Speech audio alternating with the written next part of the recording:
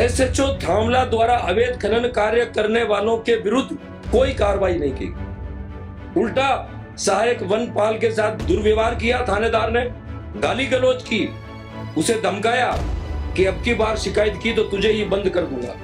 मेरे द्वारा व्यक्तिगत रूप से एसपी नागौर को सूचित किया गया। उनसे मैंने व्यक्तिगत रूप से बात की। उनका जवाब था कि मैं खुद रिश्वत नहीं लेता, मैं पैसे नहीं लेता। तब मैंने एसपी नागौर से कहा कि मैं भी रिश्वत नहीं लेता हूं, मैं भी वहां का विधायक हूं। वो थानेदार वहां से करोड़ों रुपए रिश्वत के ले गया। यहां से हटने के बाद में उन्होंने उनका पैसा भी इन्वेस्ट वहीं किया, मेरे वहीं, कि उन्होंने 32 या 35 बीघा जमीन मेरे विधानसभा क्षेत्र में खरीदी है बेनामी अन्य लोगों के नाम से। एसओजी इसकी जांच करे। और मैं आज इस सदन, पवित्र सदन में मैं ये भी कहना चाहता हूं कि विधायक के नाते मेरी भी जांच की जाए। मैं ये आरोप लगाता हूं नागौर एसपी के विरुद्ध कि वो मेरे प्रति दुर्भावना रखते हैं व्यक्तिगत। आपने मुझे आज मांग संख्या 18 गृह पर बोलने की अनुमति प्रदान की है, आपका बहुत बहुत आभार। माननीय अध्यक्ष जी, पुलिस का मुख्य कार्य है अपराध एवं अव्यवस्था को रोकना तथा कानून का पालन करवाना एवं आम जन को न्याय दिलाना। संविधान के अनुच्छेद 21 के तहत देश के हर नागरिक को अधिकार है कि उसे तुरंत न्याय मिले। लेकिन आज संसाधनों की कमी, मैन पावर की कमी के कारण प्रदेश के हजारों लोगों को न्याय नहीं मिल पा रहा है। 25,000 से ज्यादा केसेस एफएसएल और डीएनए रिपोर्ट के कारण से पेंडिंग है। लगभग 15,000 से अधिक रेप पीड़िताओं को न्याय इसलिए नहीं मिल पा रहा है कि एफएसएल और डीएनए की रिपोर्ट प्राप्त नहीं हो रही। माननीय सभापति महोदय, 2020 से ही लगातार पेंडेंसी बढ़ती जा रही है। डीएनए रिपोर्ट के लिए प्रदेश में केवल 7 यूनिट्स हैं, जबकि वर्कलोड के हिसाब से 35 यूनिट की जरूरत है। अगर हम हमारे दूसरे राज्यों को हम देखें तो दिल्ली में एफएसएल में डीएनए की यूनिट 25 है, हरियाणा में 20 है, एमपी में 23 है और यूपी में 22 है। तथा पुलिस, हमारे राजस्थान के पुलिस महानिदेशक महोदय ने भी स्वीकार किया है कि एफएसएल के एक्सपर्ट ओपिनियन के बिना दोषियों को सजा दिलाना बहुत मुश्किल है। प्रदेश एफएसएल के डायरेक्टर ने भी यह स्वीकार किया है कि समय पर एफएसएल रिपोर्ट नहीं दे पा रहे हैं, पेंडेंसी बढ़ती जा रही है।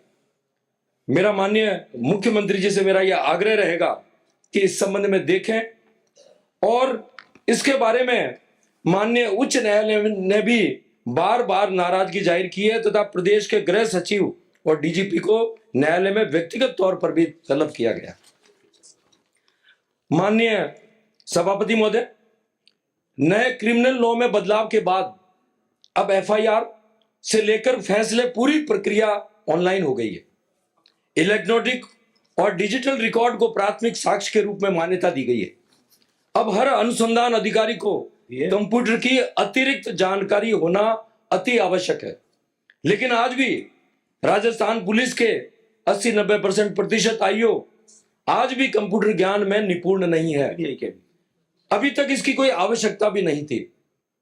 अब नए कानून आने के बाद में प्रदेश के थानों में अनुसंधान अधिकारियों तथा निजी तौर पर कंप्यूटर ऑपरेटर रखना शुरू कर दिया है।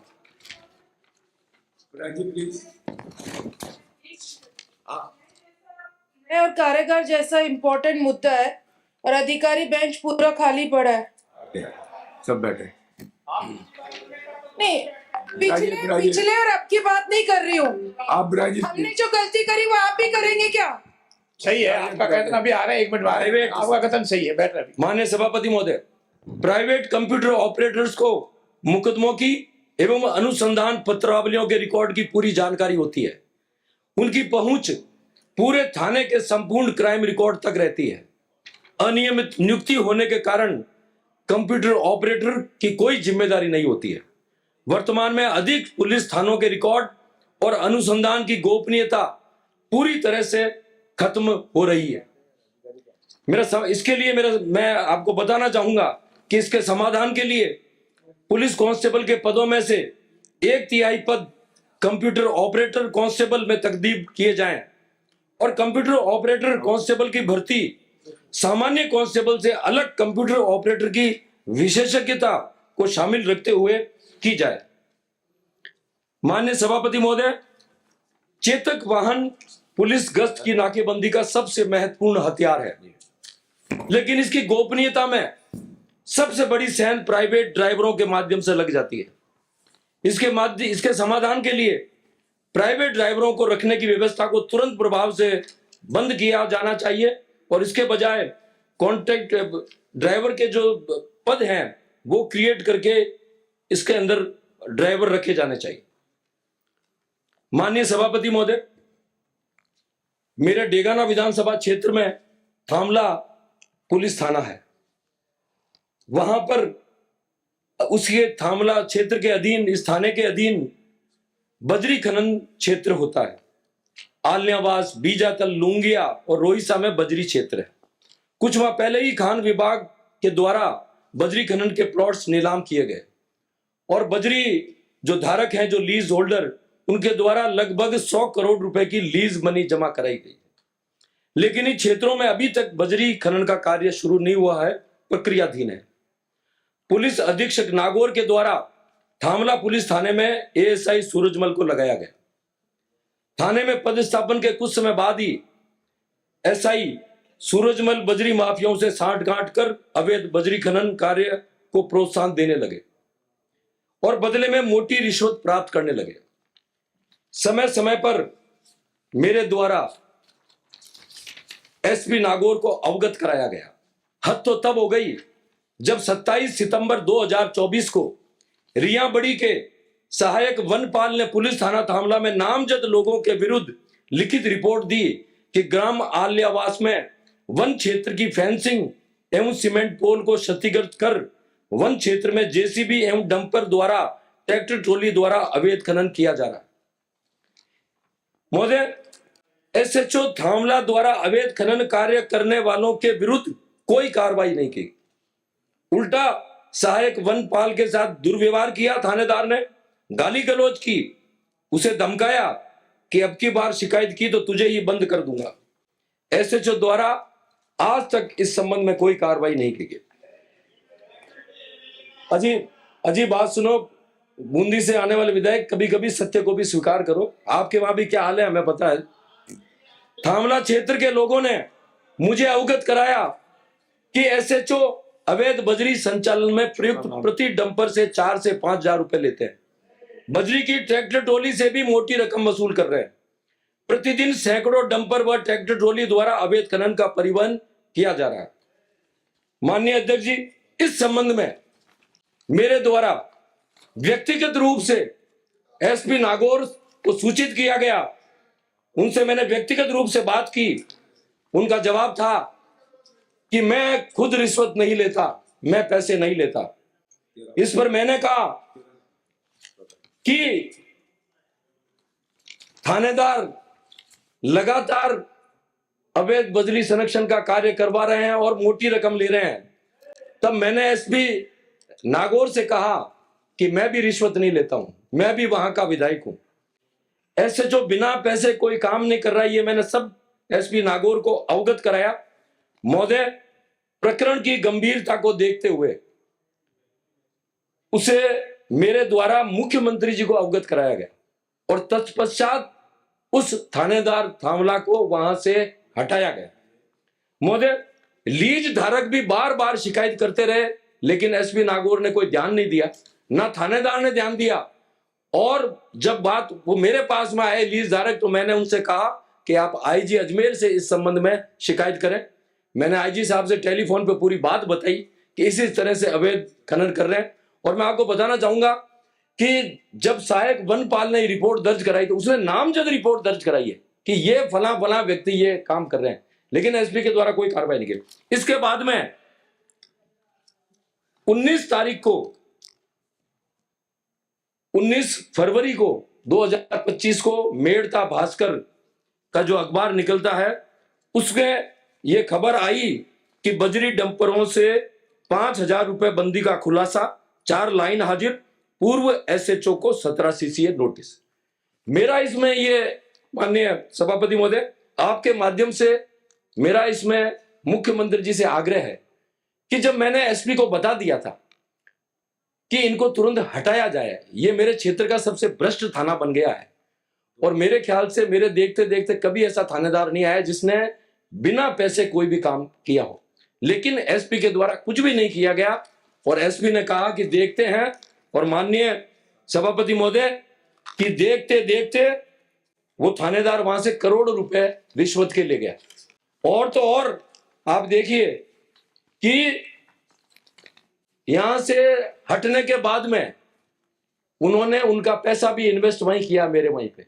मुझे इसकी सूचना मिली है कि उन्होंने 32 या 35 बीघा जमीन मेरे विधानसभा क्षेत्र में खरीदी है बेनामी अन्य लोगों के नाम से, और उसकी पावर ऑफ अटॉर्नी भी उन्होंने प्राप्त की है। तो मेरा आग्रह रहेगा कि एसओजी इसकी जांच करे, और मैं आज इस सदन, पवित्र सदन में मैं ये भी कहना चाहता हूं कि विधायक के नाते मेरी भी जांच की जाए कि हम भी वहां क्या करते हैं। क्यों, अगर इस तरह की बातें, अगर एसपी अपने घमंड में और इस तरह की बातें होगी तो ये सभी के लिए ठीक नहीं है।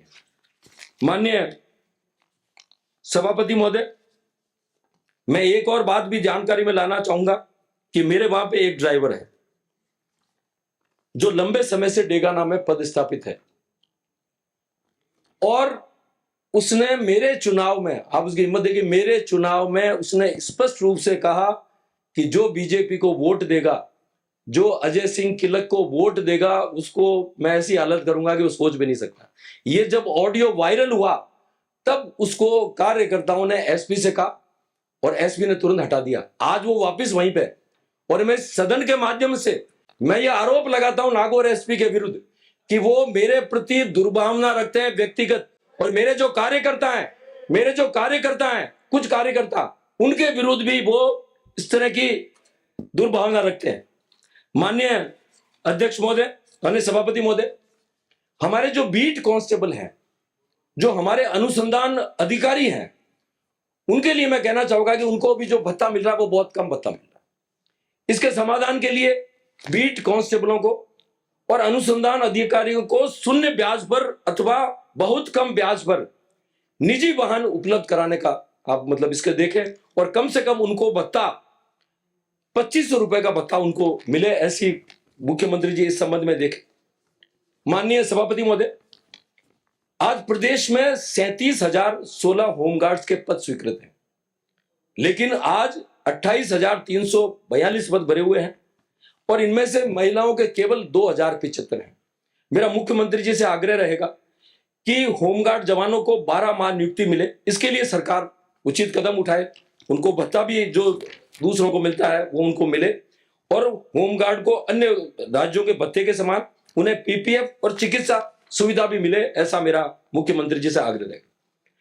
माननीय सभापति महोदय, सिविल पुलिस में प्रथम प्रमोशन कांस्टेबल से हेड कांस्टेबल के ऊपर होता है, एवं द्वितीय प्रमोशन हेड कांस्टेबल से एएसआई के पद पर होता है, एवं तृतीय प्रमोशन एसआई से एएसआई उप निरीक्षक के पद पर होता है, जबकि आरएसी घुड़सवार चालक आर्मर में द्वितीय प्रमोशन हेड कांस्टेबल से एएसआई उप निरीक्षक के पद पर होता है। मेरा माननीय मुख्यमंत्री जी से मेरा मांग रहेगा कि जिससे द्वितीय प्रमोशन के बाद सिविल पुलिस, आरएसी घुड़सवार चालक आर्मर में वेतन एवं पद की विसंगतियां आ जाती है, जबकि ये समान परीक्षा बाद समान योग्यता से भर्ती होते हैं। इस ओर भी मेरा आग्रह रहेगा कि माननीय मुख्यमंत्री जी इस ओर देखें। माननीय सभापति महोदय, मेरे वहां पर कुछ 1-2 सालों में काफी चोरियां हुई, डकैतियां हुई और कुछ हत्याएं भी, उनका भी काफी लंबा है 3-3 साल से। तो मेरा आग्रह रहेगा कि इसमें आप पूरा इसको आप दिखवाएं, और क्या इसमें हो सकता है, किस तरह से उनके मुलजिम पकड़ाई में आ सकते हैं, ये आप देखें। माननीय सभापति महोदय, अभी मेड़ता में कुछ किसानों को, जो नागौर जिले के किसान हैं, उनको फसल बीमा का प्रीमियम नहीं मिला 2023 का। जब वो NH 58 पर शांतिपूर्ण प्रदर्शन कर रहे थे तो पुलिस ने उनके विरुद्ध मुकदमा दर्ज किया, 56 किसानों के नामजद और 300 अन्य के विरुद्ध। मेरा मुख्यमंत्री जी से आग्रह रहेगा इसमें किसानों से बात करें, और इसमें दोष तो बीमा कंपनी का है जिसने कि 2023 का भी अभी तक बीमा क्लेम किसानों को नहीं दिया। उनसे बातचीत करें, किसी मंत्री महोदय को निर्देशित करें, एक टीम बनाए कुछ अधिकारी उनसे मिलके, ताकि भविष्य में इस तरह की जो भी बीमा है या क्लेम जो भी मिलना है वो समय पर मिल सके। माननीय सभापति महोदय, मेरे डेगाना में कांस्टेबलों की संख्या काफी कम है, 15 कांस्टेबल कम है, वो मुख्यालय है, इसके लिए भी आप ध्यान दें। और एएसआई के 4 पद हैं, वो भी खाली पड़े हैं, एसआई का पद भी खाली है। मैं माननीय मुख्यमंत्री जी, माननीय सभापति महोदय, मेरा यह भी मानना है कि अगर हम पुलिस से हम काम लेना चाहते हैं और वो निश्चित रूप से अच्छा कार्य करते हैं तो वे उनको भी कई सुविधाएं मिलनी चाहिए। मेरे डेगाना में, थांवला में और पादू थाने, मेरे 3 थाने आते हैं, वहां कोई भी आवासीय जो है क्वार्टर वो बिल्कुल जीर्ण है, ना कोई वहां पे बैरक है। तो इस संबंध में ध्यान दें और कुछ ना कुछ फंड का आवंटन करें। मैं मेरे मुख्यालय पर अभय कमांड स्थापित करना चाहता हूं और मैं चाहता हूं कि विभाग, सरकार इसमें हमें तकनीकी सहायता दे, क्योंकि अक्सर ये होता है कि जब हम लगाते हैं तो उसको मेंटेन नहीं कर पाते। मैंने पिछली बार भी लगाए थे, तो ऐसी व्यवस्था करें कि हम लगाएं, मैं पूरा जो भी खर्च होगा वो सरकार नहीं हम करेंगे, चाहे भामाशाहों से करें, विधायक कोष से करें, लेकिन हमें एक बार तकनीकी हमें सहायता मिलेगा। माननीय सभापति महोदय, 2020 में कांग्रेस के शासन के समय जो जिला कलेक्टर थे उनको राशन डीलरों की बहुत शिकायत मिली और उन्होंने अकस्मात ही सब निरीक्षकों से, डीएसओ विभाग से जांचें करवाई, निरीक्षण करवाई। जब उनको पता लगा कि जो बहुत गंभीर अनियमितता जहां पर मिली, वहां जिला कलेक्टर महोदय ने कहा कि इनके विरुद्ध एफआईआर लॉन्च कराई जाए। मेरे विधानसभा क्षेत्र में, पूरे नागौर में दर्ज हुई, मेरे विधानसभा क्षेत्र में 9 एफआईआर दर्ज हुई। माननीय सभापति महोदय, 9 में से 8 में पुलिस ने एफआईआर लगा दी। ये बहुत गंभीर है। एक जिला कलेक्टर और एसपी दोनों एक समकक्ष, जिनके अलग अलग दायरे हैं, और वो रिपोर्ट कराए, अखबारों की हेडलाइन बने कि कलेक्टर ने सबका स्वयं संज्ञान लिया और कार्रवाई के आदेश दिए, लेकिन सब पे लग गई है, एक पे नहीं लगी। वो मेरे क्षेत्र का है एफआईआर 76/2020, उसमें शिकायतकर्ता मजबूत था।